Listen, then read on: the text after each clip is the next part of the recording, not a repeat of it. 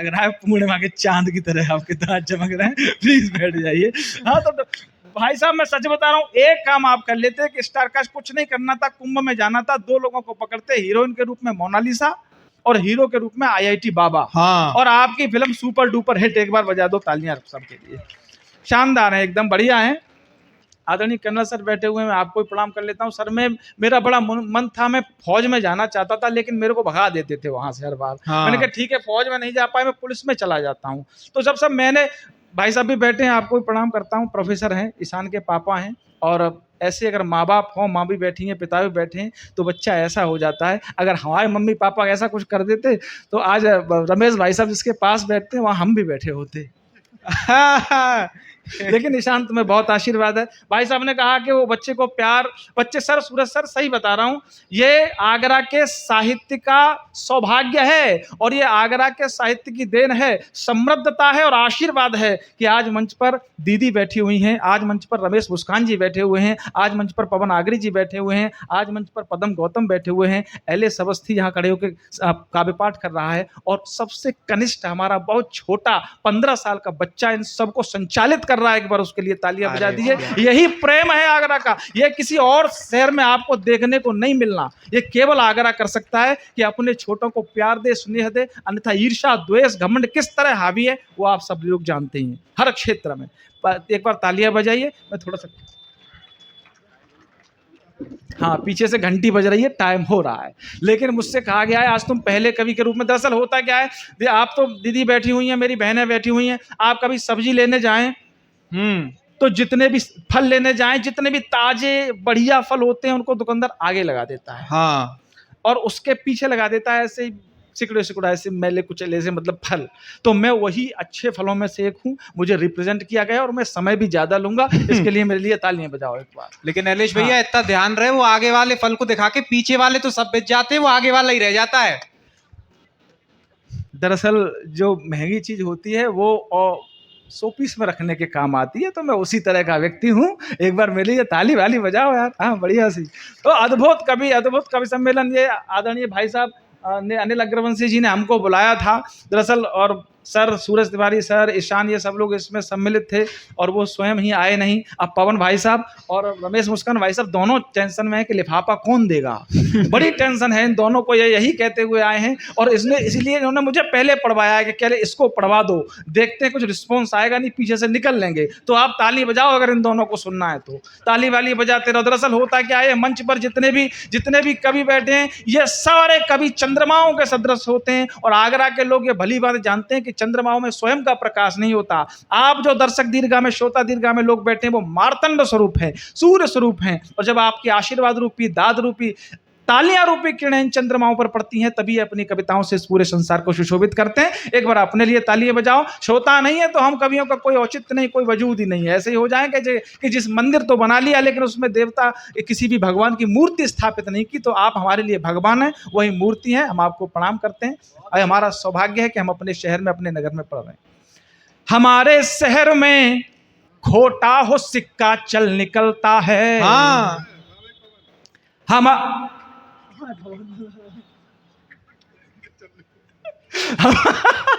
मैंने हमारे नहीं, दरअसल जितने भी कवि आगरा में हुए हैं वो साहित्यिक रूप से बहुत समृद्ध हुए हैं। उन्होंने मंच से चाहे कुछ भी सुनाया हो, भाई चलूंगा, यही चक्कर काटता रहेगा जब तक मैं यहाँ से चला नहीं जाऊंगा, अमेरिका नहीं चला जाऊंगा। यही बेचारा, यही पायलट को मेरी जान पहचान है। हमारे शहर में, आगे बेटा, हमारे शहर में खोटा हो सिक्का चल निकलता है, यहाँ पर हर परेशानी का आखिर हल निकलता है। हाँ। हमारी शान क्या समझेंगे लखनऊ कानपुर वाले। हाँ। पंक्ति पर आपकी दाद चाहूंगा। हमारी शान क्या समझेंगे लखनऊ कानपुर वाले, हमारे घर में टोंटी से भी गंगा जल निकलता है। है।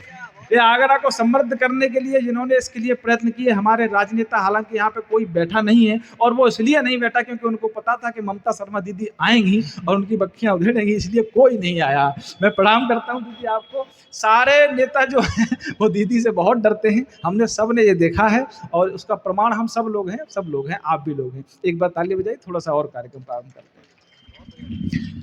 समय वही अल्प है, तो आइए मैं थोड़ा सा एक छोटी सी कविता आपको सुनाता हूँ। जी भैया। और उसके बाद मैं अपना स्थान लूंगा। जी भैया। कविता ये है कि वो कह रहा था कि ये घर पे गए तो वो बर्तन मांज रहे थे, क्या आप ऐसा ही कुछ कह रहा था। दरअसल है क्या, मेरी शादी वादी हुई नहीं है, इसके बाद झूठ बोलता है और किसकी नहीं हुई है तो उसको लगता है कि कम से कम इनकी बता दो तो इनकी ना हो, लेकिन ऐसी कोई बात नहीं है। मुझे शादी करनी भी नहीं है। आजकल शादी करने से लोग बहुत डरने लगे हैं। दरअसल उस ड्रम का खौफ जो है, उस ड्रम का नीले रंग का उतना ज्यादा बढ़ गया है कि पुरुषों में बेचारे शादीशुदा पूरी रात सोते नहीं हैं, आंखें खोल के सोते हैं, और जो कुंवारे हैं वो करना नहीं चाहते। सर ये भैया अपनी दिनचर्या बता रहे हैं। हाँ, दिनचर्या नहीं बता रहा हूँ, मेरी तो हुई नहीं है यार। हाँ, ये पवन भैया बैठे हैं, ये कहते हैं कि वो एलिस तू शादी क्यों नहीं कर रहा। मैंने कहा भैया शादी करने से क्या फायदा है। इन्होंने कि कोई बहुत बस शादी के बाद बस जीवन अद्भुत आनंद। हमने क्या आनंद है, मैंने तो सुना है शादी के बाद बीबी पीटती है, घर के काम करवाती है। ये बोले भैया ऐसी कोई बात नहीं है एलिस, तुझे किसी ने सूचना दी है गलत दी है, ऐसी कोई बात नहीं है, बिल्कुल टेंशन मत ले, शादी कर ले, कोई बात नहीं। मैंने तो सुना है कि कोई दिक्कत है ही नहीं, आधा घंटे में पोंछा लग जाता है। ताली बजाओ इस बात पे। पवन भैया के लिए जाएंगे आपकी ताली। 15 मिनट में बर्तन धुल जाते हैं, 1 घंटे में खाना, उसके बाद पूरा दिन अपना। और पवन भैया कहते हैं कि मेरे घर में तो सिर्फ मेरी चलती है, इनकी पंक्तियां हैं, ये मेरे घर में सिर्फ इनकी चलती है पवन भैया की। ये जब चाहें तब बर्तन मांजते हैं, जब चाहें तब कपड़े धोते हैं। भाभी जी की इतनी हिम्मत नहीं, कहते हैं कि उसकी इतनी हिम्मत नहीं है कि वो ये पहले कहते हैं कि नहीं पहले कपड़े धोगे, इनकी मर्जी होगी तो ये पहले बर्तन मांजेंगे उसके बाद कपड़े धोंगे। इनके लिए ताली बजाओ। बहुत अच्छे, वाह भैया। तुम फ्रिज से डरते हो, हाँ क्या बात है। तुम फ्रिज से डरते हो, हाँ हम ड्रम से डरते हैं। सच बता रहा हूँ, खौफ बता रहा हूँ। तुम फ्रिज से, अब एक बार ताली बजाओगे तो आनंद आएगा। हाँ। तुम फ्रिज से डरते हो, हम ड्रम से डरते हैं, इस बात पे हम ब्रेकअप का ऐलान करते हैं। तुम फ्रिज से डरते हो, हम ड्रम से डरते हैं। स्थिति क्या रहती है भाई साहब, सुनिएगा कि मैं सूट केस ले आया, हाँ वो देख कर घबराई। क्या सूट केस से महिलाओं में बड़ा खौफ है कि मैं सूट केस ले आया, वो देख कर घबराई, उसने सीमेंट मंगाया, हाँ। मेरी जान हलक को आई, तुम कन्नी रखते हो, हम चाकू रखते हैं, तुम कन्नी रखते हो, हम चाकू रखते हैं, इस बात पे हम ब्रेकअप का ऐलान करते हैं। बजाओ ताली एक बार, तालियों की ताल के साथ। तो सुनो, हाँ। तुम भी सुनो। कीड़ा मोहब्बत वाला, हाँ भेजे से मैंने निकाला, कीड़ा मोहब्बत वाला भेजे से मैंने निकाला, जब से ड्रम देखा मेरी जान, हाय रे मैं हुआ परेशान। और देखो एक बात तो समझ लो लड़को, तुम उनको कभी खुश नहीं कर पाओगे, टेंशन ही मत लिया करो। क्यों? गाड़ी और बंगला देके, मोटर और कार देके, खुश उनको कर ना पाए, कितने उपहार देके, आशिक ने मन भरमाया, चाकू सीने पे चलाया, ले ली थी पल भर में ही जान, हाय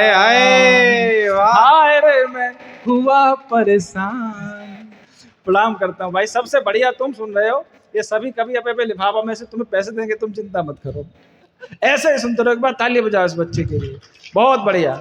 आइए मैं एक छोटी सी कविता, क्योंकि वो कर्नल साहब सामने बैठे हैं और उनको समर्पित करके मैं 10 पंक्तियां रखता हूँ और फिर विदा लेता हूँ। जी भैया। संध्या के सम मुरझाओ मत। देश में जो माहौल है, देश में जो व्यवस्थाएं चल रही हैं वो जैसी हैं, हंसी की नहीं है, लेकिन मैंने फिर भी प्रयत्न किया, मेरा भी मन नहीं था, लेकिन फिर भी आपको हंसाना गुदगुदाना आवश्यक है। जो सरहद पर खड़े हैं, आदरणीय कर्नल सर वहाँ से आए हैं रिटायर होके अभी, हम उनको सबको प्रणाम करते हैं, उनके चरणों में पंक्तियाँ रखते हैं। जी।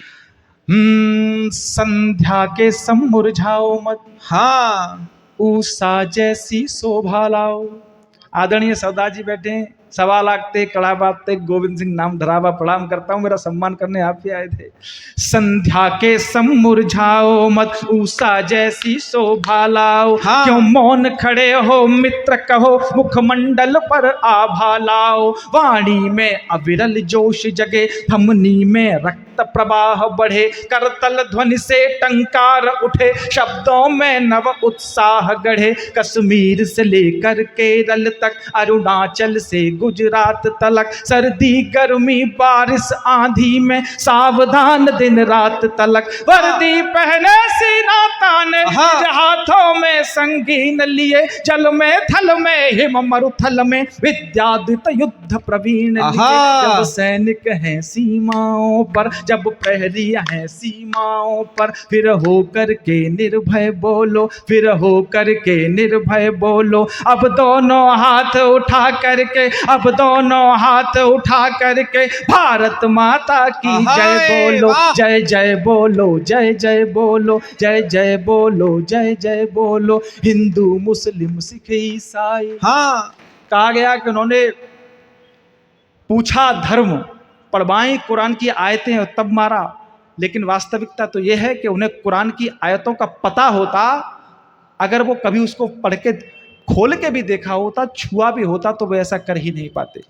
हिंदू, कोई ना हिंदू है न मुसलमान है, हम सब भारतवासी हैं। जी भैया। हिंदू मुस्लिम सिख ईसाई सब जाति धर्म आभासी हैं, केवल इतना है सत्य सुनो, हम सब भारत के वासी हैं। बलिदान दिया है प्राणों का, तब मानचित्र यह खींचा है। वीरों ने अपने रक्त सुधा से इस धरती को सींचा है। हुंकार भरो ऐसी झंकृत, होकर देवालय तक पहुँचे। दक्षिण में हिंद महासागर, उत्तर में हिमालय तक पहुँचे। गुरुद्वारे के गुंबद गूंजे, मंदिर की दीवारें गूंज उठे। गिरजाघर के घंटे गूंजे, मस्जिद की मीनारें गूंज उठे। गांधी नेहरू आजाद भगत, बंकिम सुभाष अब्दुल कलाम, मंगल पांडे अब्दुल हमीद, गाते फिरते थे सुबह शाम।